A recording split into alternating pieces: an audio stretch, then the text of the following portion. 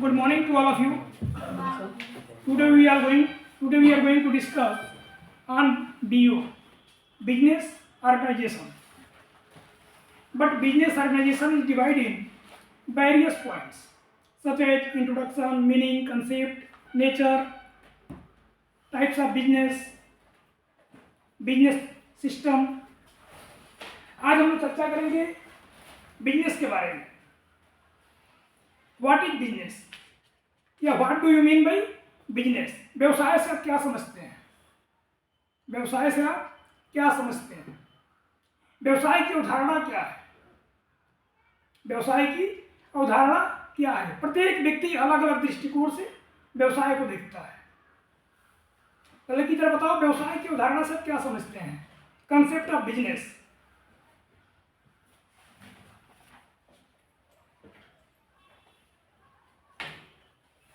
Briefly describe the concept of business.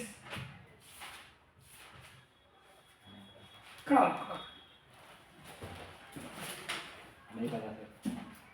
आखिर क्यों नहीं पता है? आपका सब्जेक्ट है, 3 क्लास चल चुका है इसका. सुधाकर भी 3 क्लास लिए होंगे हमको लगता है. Monday, Tuesday, Wednesday. हाँ, अच्छा, वो भी आप सुनते हैं. तो व्यवसाय से क्या समझते हो? Business in which buyer and seller come to each other. यानी buyer to seller, seller to buyer, यही कहना चाहते हो? नहीं, buyer to seller come each other and sell their products and services. Service, 2 point है, सर्विस और goods. Service और goods. What is the difference between service and goods? Goods means goods मतलब sir की जो चीज़ मूवेबल हो, और मतलब services मतलब जो हम प्रोवाइड करते हैं, जैसे टीचर टीचिंग प्रोवाइड करता है, कोई लॉयर वो प्रोवाइड करता है, तो वो सर्विसेज में आता है. और गुड्स मतलब जो सर जिसको हम टच कर सकते हैं और इधर से उधर मूवेबल कर सकते हैं उसको goods. यानी जिसको हम टच कर सकते हैं वो गुड्स हुआ, जिसको भी हम टच कर सकते हैं वो गुड्स हुआ. ऐसे तो टच को बहुत कुछ कर सकते हैं, ऐसा तो है नहीं. बोला सर जो चीज़ मूवेबल इधर से इधर कर सके वो गुड्स है सर. बिजनेस के दृष्टिकोण से, व्यवसाय के दृष्टिकोण से गुड्स और सर्विसेज में क्या अंतर है? और व्यवसाय 2 ही चीजों को होता है. कोई भी बिजनेस 2 चीजों पर डिपेंड है. पहला गुड्स और दूसरा है services. What is the objective of business? The objective of business is to earn profit. Earn profit नहीं, अर्न ऑप्टिमम प्रॉफिट. प्रत्येक बिजनेस का ऑब्जेक्टिव होता है अर्न ऑप्टिमम प्रॉफिट. प्रत्येक व्यवसायी क्या चाहता है? अधिक से अधिक लाभ कमाना. क्या कभी कोई व्यवसायी चाहता है कम से कम लाभ कमाना? प्रत्येक व्यवसायी यही चाहता है कि हम किसी भी अपने व्यवसाय में या अपने पेशा से बैठ जाए, अधिक से अधिक लाभ कमाए. परंतु समस्या इस बात की है कि गुड्स और सर्विस, एक लायर अपने क्लाइंट को अपना एक्सपर्टाइज सेल करता है. उसकी जो भी स्पेसिफिकेशन होती है, जो भी उसकी क्वालिटी है, उसको सेल करता है. क्या गुड्स हुआ या सर्विस हुआ? एक टीचर विद्यार्थी को पढ़ाता है, अपने नॉलेज को देता है, वो गुड्स है या सर्विस है? सर्विस है. एक सेलर, एक दुकानदार अपने दुकान में बहुत सारे वस्तुओं को बेचता है, सर्विस है, गुड्स है? एक बुक सेलर अपने दुकान पे बुक सेल करता है, सर्विस है? लेकिन एक बुक सेलर अपने दुकान पे बुक बेचता है, सेल करता है, वो गुड्स को सेल करता है. लेकिन उसी दुकान पर बहुत सारे असिस्टेंट भी होते हैं. क्या होते हैं? असिस्टेंट भी होते हैं. असिस्टेंट वहां पर जो भी काम करता है उसके बदले में उसको पैसा मिलता है. क्या मिलता है? पैसा मिलता है. वो सर्विस है या गुड्स है? सर्विस है. सर्विस. क्यों? क्योंकि वो काम कर रहा है, उसके बदले उसको पैसा मिल रहा है, ना कि वो कोई सामान दे रहा है. क्योंकि वो डायरेक्टली किसी गुड्स को सेल नहीं करता. सेल कौन करता है? बुक सेलर, जो भी उसका ओनर होगा. लेकिन जो असिस्टेंट होता है वो उस पूरी प्रक्रिया में, पूरे प्रोसेस में असिस्ट करता है, सहयोग करता है उसको, इसलिए वो उसका सर्विस है. जो भी इस तरह की जो भी गतिविधियां जो हम डायरेक्टली किसी वस्तु को सेल नहीं करते हैं, सेल या परचेज नहीं करते हैं, वो क्या होगा? सर्विस होगा। एज ए टीचर, लॉयर या किसी प्रकार का सहयोग करने वाला कोई भी क्लाइंट होगा। पिछले लेक्चर में हम एक क्लास अभी स्टार्ट किए थे, केशव और 2-3 लोग थे, जिसमें हम लोग चर्चा किए थे बिजनेस और इंट्रोडक्शन के बारे में। व्हाट इज बिजनेस और व्हाट इज ईपीएस, दो शब्द आते हैं। बिजनेस जो हमारा सब्जेक्ट का पहला नाम है, business organisation. Business organisation is divided 2 points, first is business and second thing organisation. पहले हम किसके बारे में चर्चा करेंगे? बिजनेस के बारे में, और सेकेंडली ऑर्गेनाइजेशन के बारे में। पहला पॉइंट हमको जानना है बिजनेस के बारे में। एक दूसरा शब्द जो लोग कॉमर्स के विद्यार्थी हैं वो प्राय सुनते आए हैं इसको, ईपीएस। इंटरमीडिएट में क्या पढ़ते हैं? EPS. What is EPS? EPS means, Purve ji थोड़ा जोर से बोलिए। एंटरप्रेन्योरशिप। हिंदी मीडियम में कौन कौन है यहाँ पर? चलिए, एंटरप्रेन्योरशिप का मतलब क्या होता है? एंटरप्रेन्योरशिप का मतलब क्या है? हिंदी में उसको बोलते हैं उद्यमिता। क्या बोलते हैं? उद्यमिता, या उसको कहें उद्यम, इंडस्ट्री। जहां पर इंडस्ट्री डेवलप होती है वो ईपीएस का पार्ट है। बिल्कुल, किसका पार्ट है? ईपीएस का पार्ट, एंटरप्रेन्योरशिप का। एक नया एग्जांपल आपके सामने है। बिजनेस का सीधा सीधा मतलब है डायरेक्टली हम जिसमें किसी वस्तु को परचेज और सेल करें, परचेज और सेल करें, और इससे जो भी रेवेन्यू जनरेट होगी, उस पर कहीं ना कहीं गवर्नमेंट को ट्रांजेक्शन, वो पूरे ट्रांजेक्शन पे गवर्नमेंट को टैक्स पे करेंगे। क्या करेंगे? टैक्स पे करेंगे। इससे डायरेक्टली गवर्नमेंट को डायरेक्टली रेवेन्यू जनरेट होती है, जबकि ईपीएस से डायरेक्टली रेवेन्यू जनरेट नहीं होती है। अभी आपके सामने बहुत चर्चा का विषय था, 21-22 जनवरी को अयोध्या में राम मंदिर का प्राण प्रतिष्ठा हुआ। राम मंदिर के प्राण प्रतिष्ठा से व्यवसाय पर क्या प्रभाव पड़ा? व्यवसाय पर क्या प्रभाव पड़ा? कितना प्रभाव पड़ा? बहुत सारे लोगों का सोशल मीडिया पर या चैनल पर स्टेटमेंट था कि राम मंदिर नहीं बनकर के वहां पर किसी प्रकार का इंडस्ट्री डेवलप होना चाहिए, हॉस्पिटल बनना चाहिए, यूनिवर्सिटी खुल जानी चाहिए। सबके अपने अपने विचार हैं, सबका स्वागत है, लेकिन प्रभाव क्या है? राम मंदिर के बनने से क्या किसी प्रकार का आम जनता को लाभ हुआ? हुआ या नहीं हुआ? हुआ है। तो जरा बताओ बाबू, क्या नाम है? राहुल, क्या लाभ हुआ है? सर वहाँ पे जैसे बहुत सारे होटल्स वगैरह जो भी खुले, उससे एम्प्लॉयमेंट बहुत सारा जनरेट हुआ है, और एम्प्लॉयमेंट जनरेट हुआ। बहुत सारे बड़े बड़े कंपनी के होटल्स भी आ रहे हैं, तो उससे और ज़्यादा फ्यूचर में एम्प्लॉयमेंट तो जनरेट। कहीं ना कहीं 1993 के बाद से भी लोग वहाँ आते जाते थे, कोई नया तो लोग आ नहीं रहा है। इसके पहले भी लोग वहाँ पर आते थे, इसके पहले भी वहाँ लोग आते जाते थे। ठीक है, मंदिर नहीं था, स्ट्रक्चर एक नहीं था अच्छा, लेकिन वहाँ पर दर्शन करने के लोग जाते थे। जब नहीं जाते थे, जाते थे। जैसे आपके यहाँ ये क्या बोलते हैं, मधुबनी में जो महादेव मंदिर है, उगना महादेव मंदिर, वहाँ पर लोग जाते हैं। हो सकता है मंदिर को थोड़ा रिस्ट्रक्चर कर दे, अच्छा बना दे, डेवलप कर दे। और क्या उसके बताओ, और क्या एडवांटेज है उसके? बिजनेस पर क्या प्रभाव पड़ा?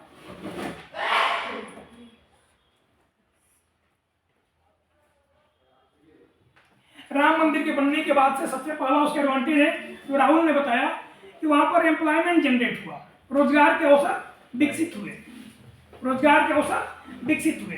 लेकिन रोजगार के अवसर विकसित कब होंगे? जब वहां पर ट्रांसपोर्टेशन बढ़ेगा। क्या बढ़ेगा? ट्रांसपोर्टेशन, आवागमन बढ़ेगा। जितने ज्यादा लोग आएंगे, जितने ज्यादा लोगों का आवागमन होगा, जितने ज्यादा लोग मूव करेंगे, उतना ज्यादा ट्रांसपोर्टेशन बढ़ेगा। और जितने ज्यादा लोग, जितने ज्यादा पर्यटक आएंगे, टूरिस्ट आएंगे, उतने ज्यादा होटल की जरूरत पड़ेगी। जितने ज्यादा आवश्यकता पड़ेगी होटल की, फिर इसका मतलब ये कहीं ना कहीं रहेंगे तो खाना भी खाएंगे, रेस्टोरेंट की भी जरूरत पड़ेगी। और कहीं ना कहीं जो अननोन लोग होते हैं, हम या आप कहीं भी कहीं जाते हैं तो हमको जानकारी उसके बारे में नहीं होता है, तो आने जाने के लिए ट्रांसपोर्टेशन की भी जरूरत पड़ेगी। ई रिक्शा हो या कोई भी साधन हमको चाहिए। इन सारी व्यवस्थाओं को कहीं ना कहीं कोई एक पर्सन डील करता होगा, ऑपरेट करता होगा। उसको रोजगार का अवसर डेवलप हुआ, रोजगार मिला, छोटा मिला लेकिन मिला। डायरेक्टली रोजगार का मतलब क्या है? गवर्नमेंट के द्वारा मिलने वाली नौकरी। रोजगार का मतलब क्या है? What do you mean by employment? जो सरकार नौकरी प्रोवाइड करती है, क्या वही रोजगार है? रोजगार किसी प्रकार से भी जो व्यक्ति कहीं ना कहीं किसी कार्य में, किसी धंधा में, किसी व्यवसाय में यदि वो शामिल है तो उसकी तो रोजगार है, जिससे उसको 2 रुपया, एक ऐसा अमाउंट जो उसको उसके जीविकोपार्जन के लिए, एक ऐसा लाभ जो उसके जीवन को चलाने के लिए पूरे व्यवसाय से मिल रहा हो, रोजगार है। इन सारी प्रक्रिया के बाद एक ऐसा भी व्यापार है, किसी भी मंदिर पर जाइए तो लोग प्रसाद परचेज करता है। क्या करता है? प्रसाद परचेज करता है। स्वाभाविक है, आप होटल में नहीं रहिएगा लेकिन प्रसाद को जरूर परचेज करिएगा, माला जरूर परचेज करिएगा। मेरे जैसा लोग भले ना परचेज करें लेकिन लगभग लोग परचेज करता है। सचेज जो समाचार चैनल जो दिखा रहे थे कि पिछले 21 तारीख के बाद जो अगला 1 वीक गुजरा उसमें 5 लाख, कितना? 5 लाख आंकड़ा था गवर्नमेंट का, कितने लोग पर डे दर्शन करेंगे, लेकिन ये आंकड़ा क्रॉस करके 10 लाख हो गया था। कितना हुआ? 10 लाख। यदि एक व्यक्ति 10 रुपये का प्रसाद परचेज किया, कितना हुआ रेवेन्यू? 1 करोड़। रेवेन्यू 1 करोड़। 10 लाख गुणे 10, ये रेवेन्यू होगी। प्रॉफिट कितना होगा? प्रॉफिट तो उसमें सर मान लीजिए 15 बताएगा उसमें सर कितना। मैं स्वाभाविक है 10% मान के चलो, यस सर। कम से कम 10%, 10 लाख। उससे कम क्या मानेंगे वहां पर? और जहां पर एक व्यापक लेवल पे जहां लोग जुड़ते हैं वहां पर प्रॉफिट के चांसेस बढ़ जाते हैं, वहां पर प्रॉफिट के चांसेस बढ़ जाते हैं। क्यों? क्योंकि लोग वहां पर भली बात वहां जागरूक नहीं होते हैं और जागरूकता के अभाव में जो मिलता है उसी को परचेज कर लेते हैं।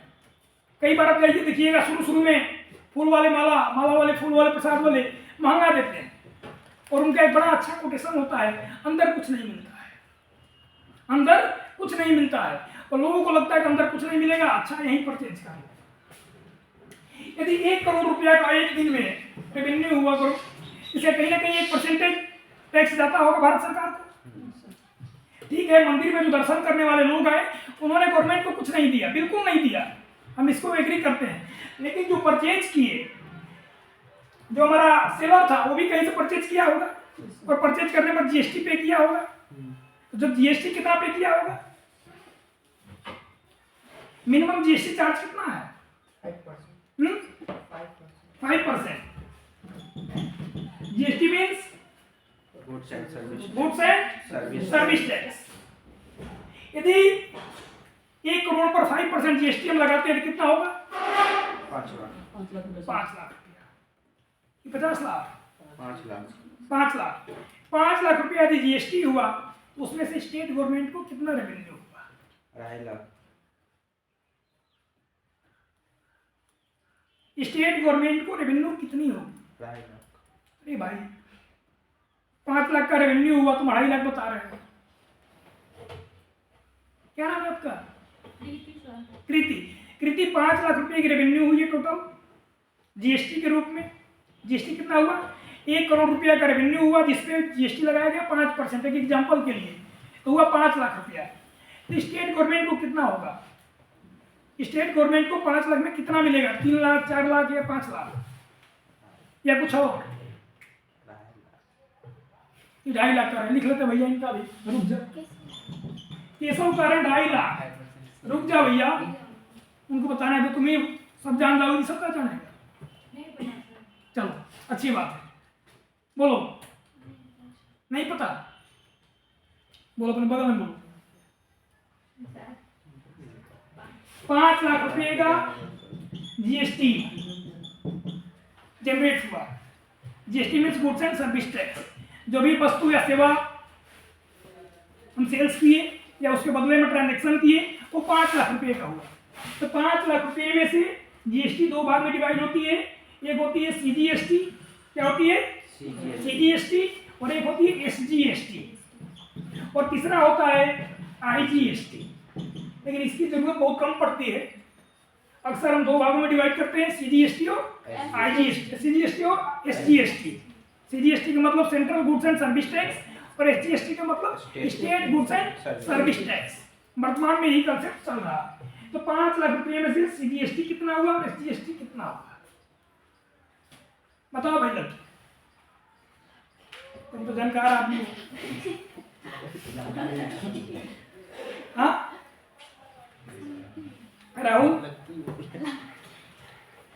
अभी तक GST का जो कंसेप्ट है 50% स्टेट गवर्नमेंट को और 50% सेंट्रल गवर्नमेंट को डिवाइड होता है। जितना रुपया भी यदि आपका कहीं पर टैक्स जनरेट होगा, आप कहीं सामान परचेज करने के लिए जाते होंगे किसी मॉल में, शोरूम में, तो देखिएगा जो उसका बिल जनरेट होता है ऑटोमेटिकली डिवाइड करके जनरेट होता है, ऑटोमेटिकली डिवाइड कर देता है SGST और CGST के रूप में। इसका मतलब आपने कभी ध्यान नहीं दिया, परचेजिंग तो करते होंगे, यदि पक्का बिल बनाते होंगे तो बिल्कुल उस पर जनरेट होगा। चलिए कोई बात नहीं, बिजनेस की परिकल्पना को, अवधारणा को समझने से पहले एक छोटी सी शॉर्ट थ्योरी है, उसका हम चर्चा करना चाहेंगे। 6 अंधे व्यक्ति थे, 6 अंधे लोग थे। अंधा का मतलब जिसको बिल्कुल दिखाई नहीं देगा, और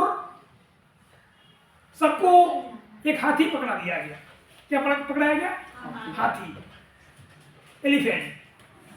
यानी एक हाथी को 6 लोगों ने पकड़ा, और किसी के हाथ में कुछ आया, किसी के हाथ में कुछ आया, किसी को हाथी का सूंड मिला, किसी को हाथी का कान मिला, किसी को हाथी का पैर मिला, किसी को बीच का पोर्शन मिला।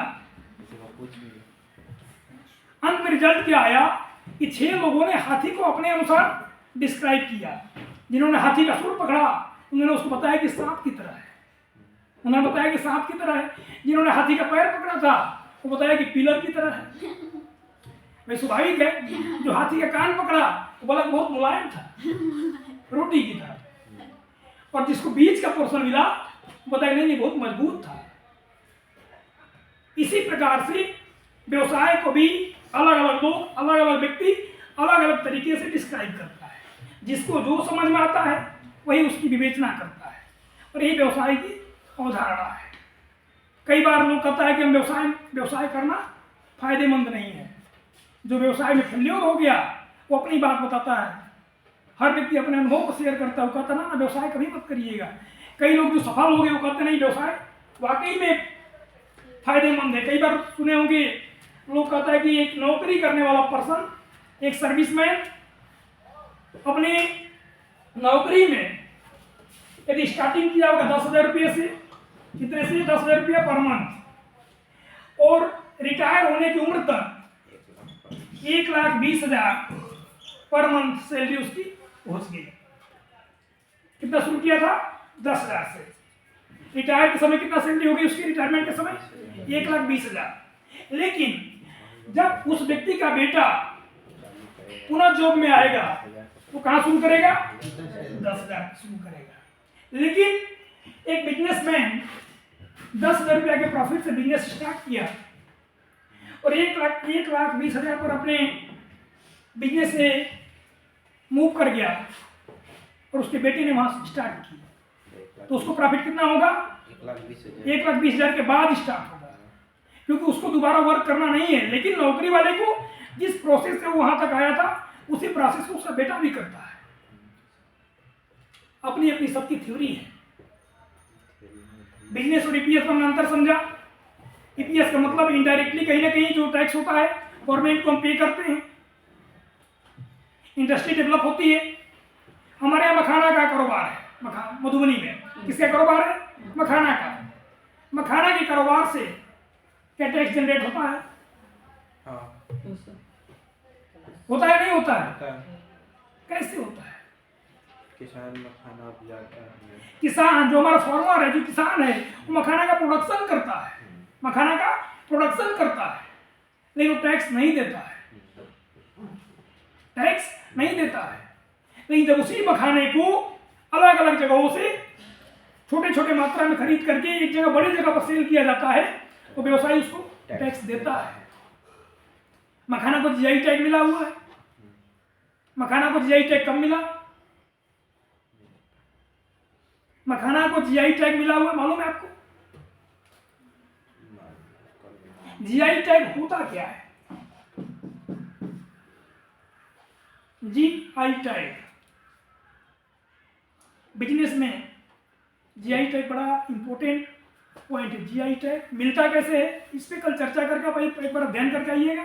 जीआई टैग होता क्या है, व्हाट इज जीआई टैग, और दूसरा जीआई टैग कैसे मिलता है, कैसे मिलता है, कौन देता है, क्या प्रक्रिया है इसकी। लंबे अरसे बाद मखाना को जीआई टैग यहाँ पर मिला है, तो मखाना के जो छोटे छोटे व्यापारी हमारे यहाँ जिनकी इनकम बहुत कम है वो टैक्स के दायरे में नहीं आते हैं, लेकिन जो बड़े व्यापारी हैं वो तो टैक्स के दायरे में आते हैं। क्यों मिलता है, क्या मिलता है, कैसे मिलता है? एक व्यापारी यदि 7 लाख रुपीज 7 लाख रुपये का एक साल में बिजनेस करता है, एक साल में 7 लाख का बिजनेस करता है, उसको कितना टैक्स देना पड़ेगा? कौन चीज का बिजनेस करता है? किसी भी चीज का लो, टैक्स सबका अलग अलग होता है ना। कितना? 5% हो सकता है, 5%, 13%, 28%, 18%। एक व्यवसायी 7 लाख रुपए का बिजनेस करता है, उसको कितना टैक्स देना पड़ेगा? उसी व्यवसायी को 7 लाख रुपए का प्रॉफिट होता है, उसको कितना टैक्स देना पड़ेगा?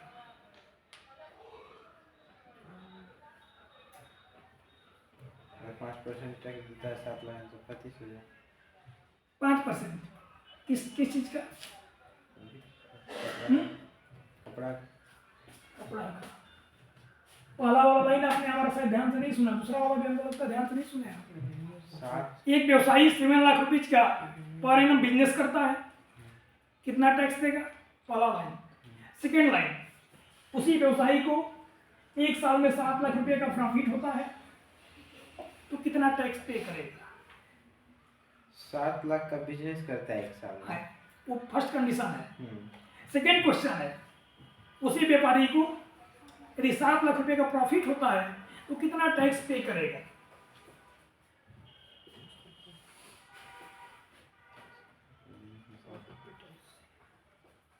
पहला कंडीशन बिल्कुल फिर से क्लियर करना चाहेंगे।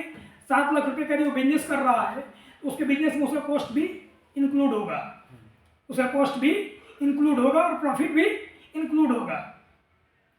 लेकिन यदि 7 लाख रुपए का प्रॉफिट होता है, इसका मतलब कि नेट प्रॉफिट है, नेट प्रॉफिट हुआ, तो नेट प्रॉफिट पे कितना टैक्स देगा? हमने पहला पॉइंट बड़ा अच्छा बोला कि 7 लाख रुपए का बिजनेस करता है, तो उसके बिजनेस में तमाम विभिन्न प्रकार के वस्तु होंगे। हो सकता है कि वो 5% के दायरे में आए, 12% के दायरे में आए, 18% के दायरे में आए या 28% में आए। जिस प्रकार के वस्तु होंगे उस प्रकार का जीएसटी लगेगा, बिल्कुल 100% क्लियर है। और जितना उसका एक्यूरेट आएगा, टोटल आएगा, उतना हम पे करेंगे। लेकिन यदि 7 लाख रुपए का प्रॉफिट होता है व्यापारी को, तो कितना रुपए का पे करेगा टैक्स?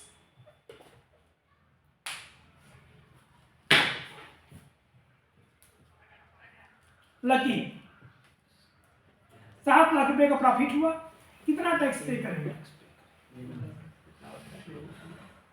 तो कल इसको तुम पढ़ के आना, कितना टैक्स पे करेगा?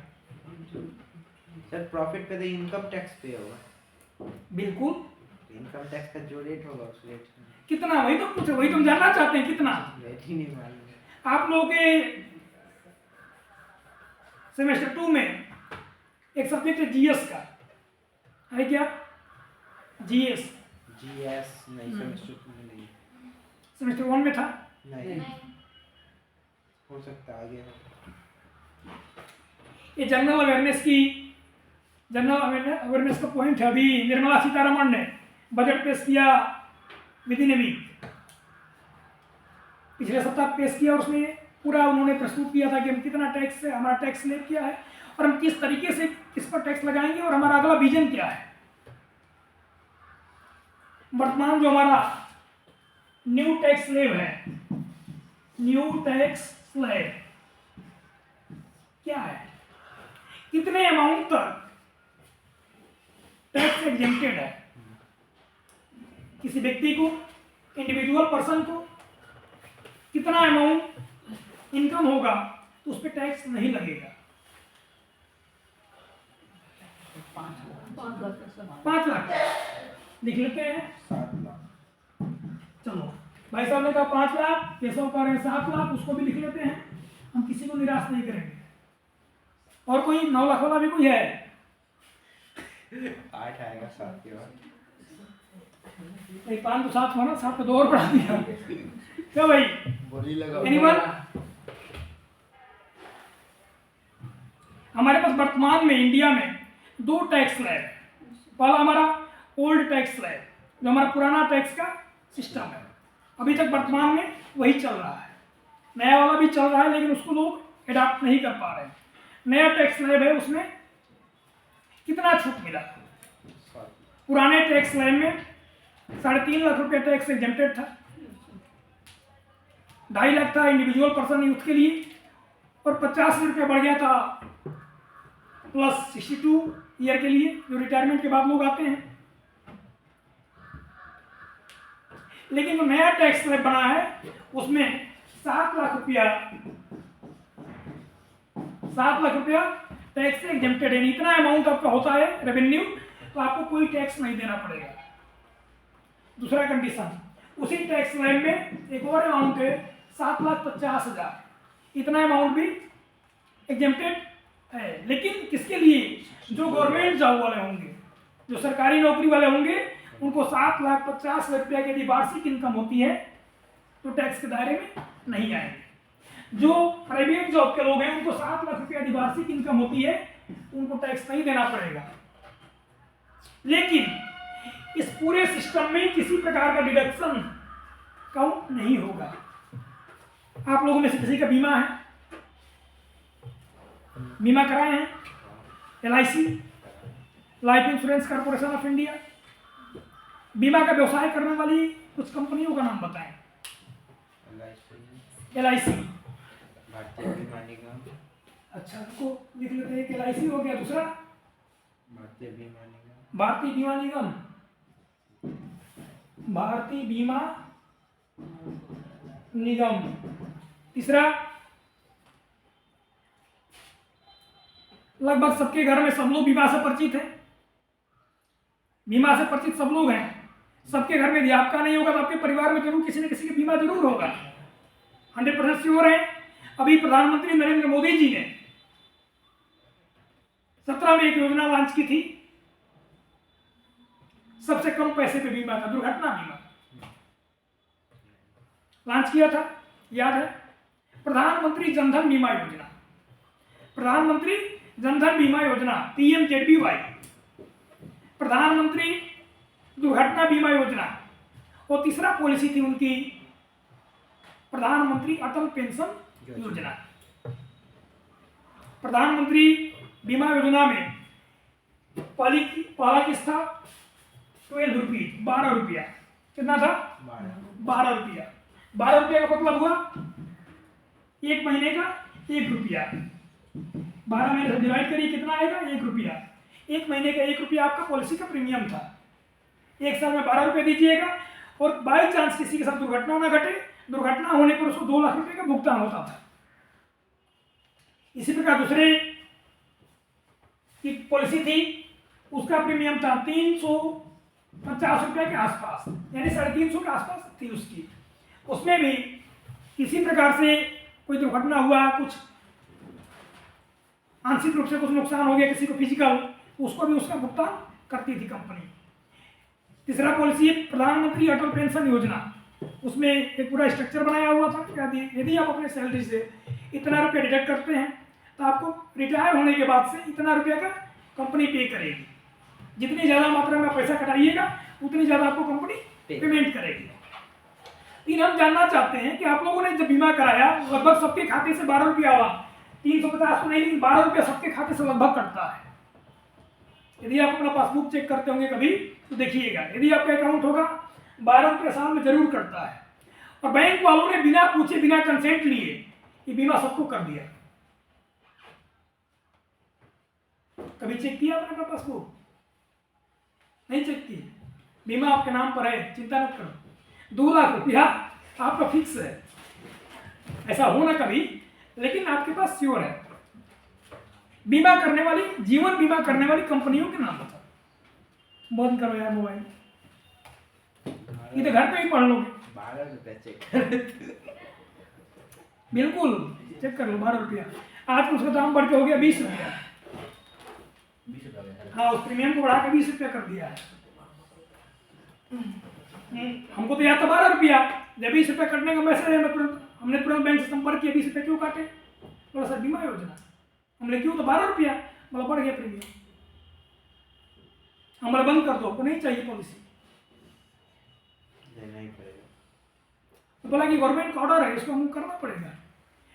बीमा करने वाली कुछ चुनिंदा कंपनियां हैं जिसमें सब लोग LIC को जानते हैं।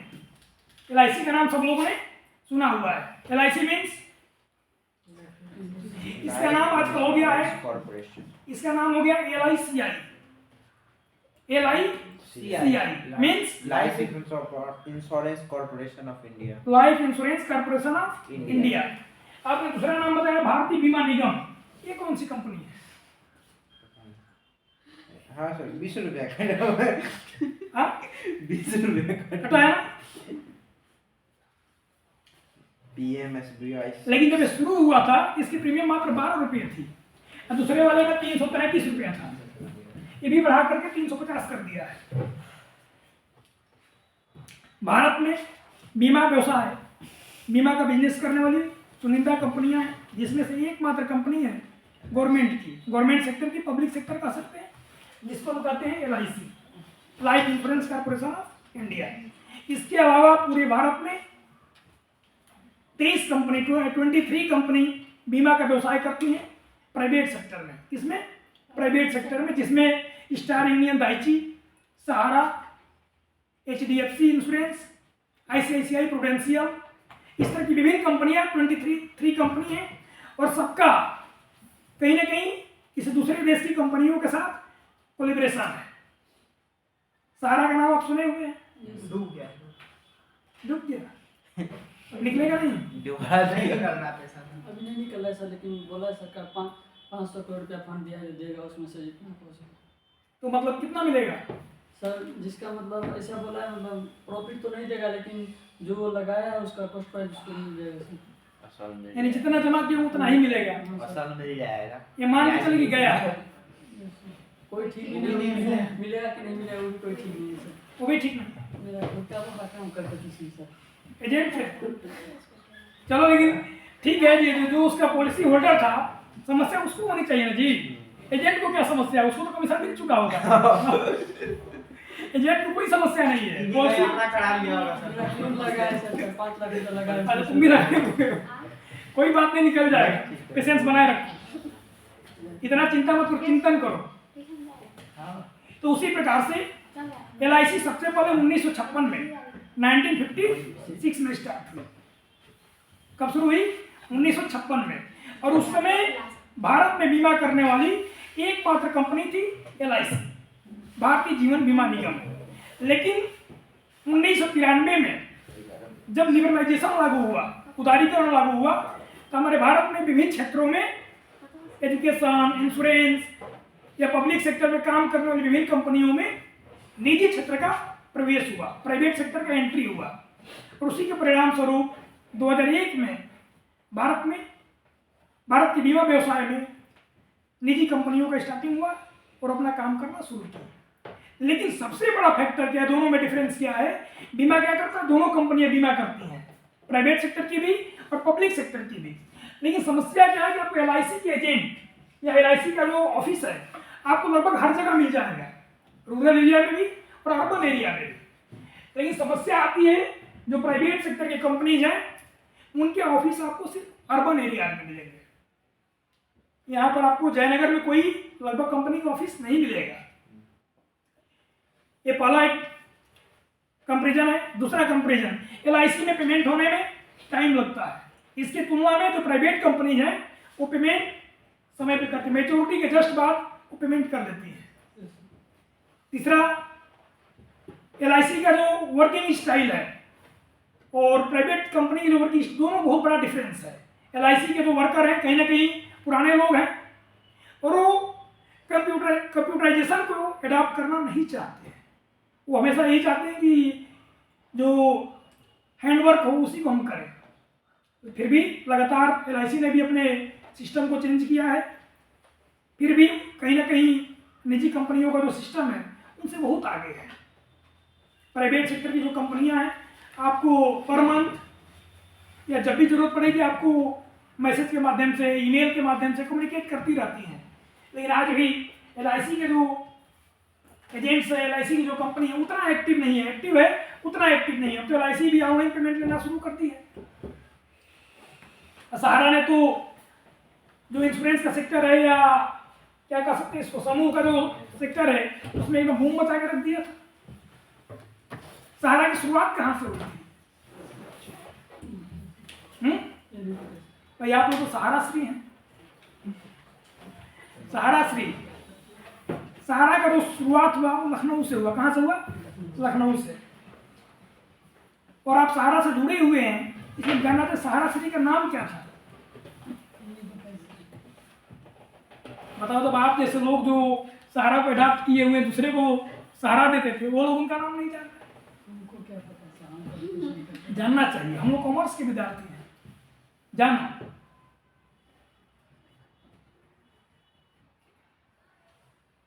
ये जो हम अभी 3 पॉलिसी का नाम बताया आपको, प्रधानमंत्री बीमा योजना का जो बताया, उसका बीमा कौन करता है मालूम है आपको? ये जितने पॉलिसी हैं इसका बीमा करती प्राइवेट कंपनियां। कौन करता है? Private company. ट्रेन से आप लोग यात्रा करते हैं Yes, sir. अक्सर, Yes, sir.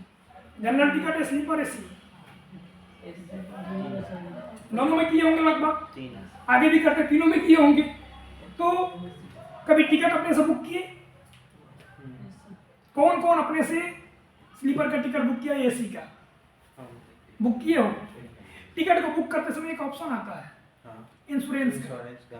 आता है। हाँ, क्या आता है? वही कि इंश्योरेंस लेना चाहते यदि आप इंश्योरेंस लेना चाहते तो हैं इस पे तो यस करिए, नहीं और उसके बदले में समथिंग कुछ 0.75 पैसा, या 1 रुपीज लगभग 1 रुपया मान लीजिए, हाँ। आपसे चार्ज किया जाता है। और इस 1 लाख जो 1 रुपया या 75 पैसा जो चार्ज है आपका, इसके बदले में कंपनी आपको दुर्घटना बीमा देती है। ये जीवन बीमा नहीं है, दुर्घटना बीमा है। ट्रेन में। दोनों में अंतर है। यदि बाई चांस कहीं ट्रेन दुर्घटना होती है तब या किसी प्रकार की घटना घट जाती है ट्रेन में, आपके लिए कंपनी भुगतान करने के लिए बाध्य होगी। बीमा व्यवसाय पे थोड़ा चर्चा कर लेते हैं। बीमा व्यवसाय, ये सब लोग एक ट्रेन में 10,000 लोग जर्नी कर रहे हैं, यात्रा कर रहे हैं, और 5,000 लोगों ने बीमा कराया। 5,000 लोगों ने बीमा कराया। कितना रुपया दिया? 5,000 गुणे 1, कितना रुपया मिला? 5,000। भाई 10,000 लोग यात्रा जरूर कर रहे हैं, वो ऑप्शनल होता है, मल्टी वो नेसेसरी नहीं है। जिनको जरूरत हो वो लेंगे, जैसे हम लोग उसको टिक कर लेते हैं। 1 रुपया लिया, कुछ ना कुछ तो श्योर होगा। लेकिन 5,000 रुपया उसको मिला एक बार के ट्रेवल में कंपनी को, और जब यदि बाई चांस दुर्घटना हुआ उसको भुगतान करना होगा कंपनी को, तो कहाँ से करेगी? 5,000 में से एक ही बात करना 5,000 मिलेगा। दुर्घटना बाई चांस बाई चांस दुर्घटना हो गया, दुर्घटना होगा तो एक ट्रेन का मान लीजिए 5,000 रुपये एक बार का बीमा होगा, तो जरूरी थोड़ी नहीं कि हर रोज दुर्घटना ही हो जाए, कभी 1000 दिन में एक बार। बिल्कुल, एक दिन में बहुत सारी ट्रेनें चलती हैं और तमाम लोग बीमा कराते हैं, ट्रेवल पॉलिसी को अडॉप्ट करते हैं, उसके बदले में प्रीमियम का भुगतान करते हैं। इन दुर्घटना बाई चांस किसी ट्रेन का होगा, ट्रेन किसी दिन होता है, किसी दिन होगा, साल भर में किसी दिन किसी ट्रेन के साथ हुआ, लेकिन पूरे साल में जो प्रीमियम कलेक्ट हुआ उस पैसे में से भुगतान किया जाएगा। बीमा का एक ही सीधा सा शब्द है कि दूसरे की अनिश्चितताओं को, दूसरे की जिम्मेदारियों को सामूहिक रूप से अपने ऊपर स्वीकार करना, यही बीमा है। कल बीमा के बारे में बीमा करें, आपको क्या बोले थे पढ़ने के लिए? टैक्स GI टैग के बारे में, उसके बारे में एक बार अध्ययन करके आइएगा जीआई टैग कब मिला मखाना को, कब मिला, कैसे मिला और कौन उसको देता है, इस पर हम लोग चर्चा करेंगे।